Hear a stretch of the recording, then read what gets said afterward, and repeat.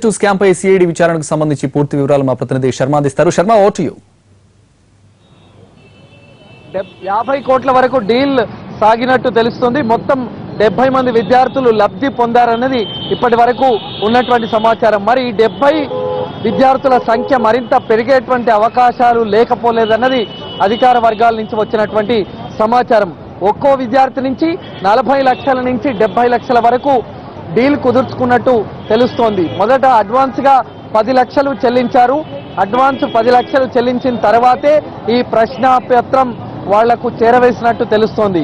ప్రశ్నాపత్రం Delhi printing press నుంచి leak అయింది. అక్కడి నుంచి తీసుకున్న తర్వాత ఒక ప్రత్యేక జిరాక్స్ మిషన్ లో ఇవన్నీ జిరాక్స్ తీసిన తర్వాత ఆ 70 మంది విద్యార్థుల్లో కొంతమందిని బెంగళూరు, కొంతమందిని ముంబైకి తీసుకువెళ్లి ఆ ప్రశ్నాపత్రాలను, లీక్ అయినటువంటి ప్రశ్నాపత్రాలను వాళ్లకు చేరవేశారు. అది కూడా పరీక్షకు 48 గంటల ముందే ఈ ప్రశ్నాపత్రాన్ని చేరవేశారు. కాబట్టి చాలా పకడ్బందీగా వ్యవహరించారని తెలుస్తోంది. ఇప్పటి వరకు 8 మంది కీలకమైనటువంటి వ్యక్తులు ఇందులో పాత్ర పోషించినట్టు తెలుస్తోంది. మరి దీని వెనుక ఇంకెవరైనా వ్యక్తులు ఉన్నారా, పలుకుబడి కలిగినటువంటి వ్యక్తులు ఉన్నారా అనేటువంటిది ఇంకా బయటపడాల్సి ఉంది. ఈ 8 మంది వ్యక్తుల్లో 4గురిని ఇప్పటికే పోలీసులు అదుపులోకి తీసుకున్నారు. ఇందులో రాజగోపాల్ రెడ్డి అనేటువంటి వ్యక్తి చాలా కీలకమైనటువంటి వ్యక్తి. పీజీమెట్ 2012లో ఇతడు కీలక సూత్రధారి. ఆ కేసులో కూడా ఇతన్ని నిందితుడిగా చేర్చి జైలుకు పంపించింది.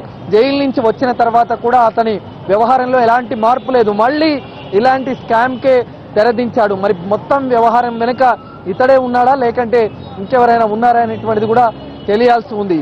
ప్రస్తుతం సిఐడి కార్యాలయంలో ఆ 4గురిని కూడా విచారిస్తున్నారు. పరారీలో ఉన్న మరో 4గురి కోసం వేట కొనసాగుతుంది. 6 ప్రత్యేక టీములు ఇందులో భాగస్వామ్యం అయి ఇక్కడ ఆంధ్రప్రదేశ్తో పాటు ఇతర రాష్ట్రాల్లో కూడా ముమ్మరంగా దర్యాప్తు కొనసాగిస్తున్నాయి.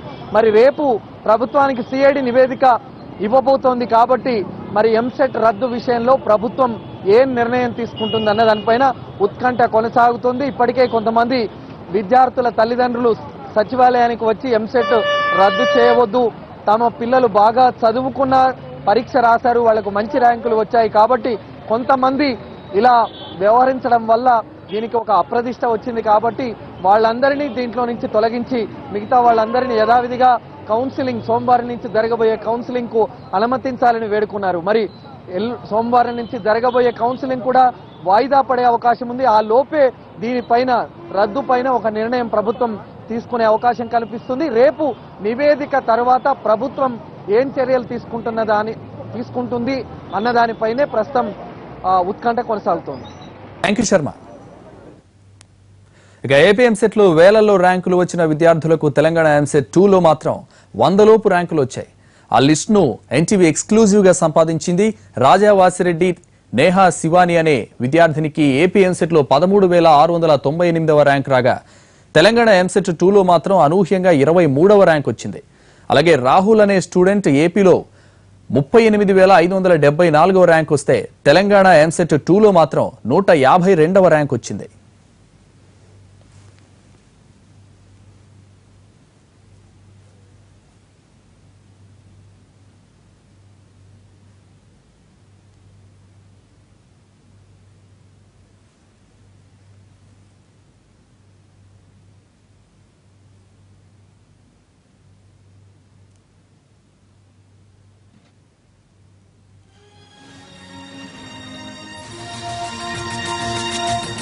ఏపీ ఎంసెట్ లో వేలల్లో ర్యాంకులు వచ్చిన విద్యార్థులకు తెలంగాణ ఎంసెట్ 2లో మాత్రం 100 లోపు ర్యాంకులు వచ్చాయి.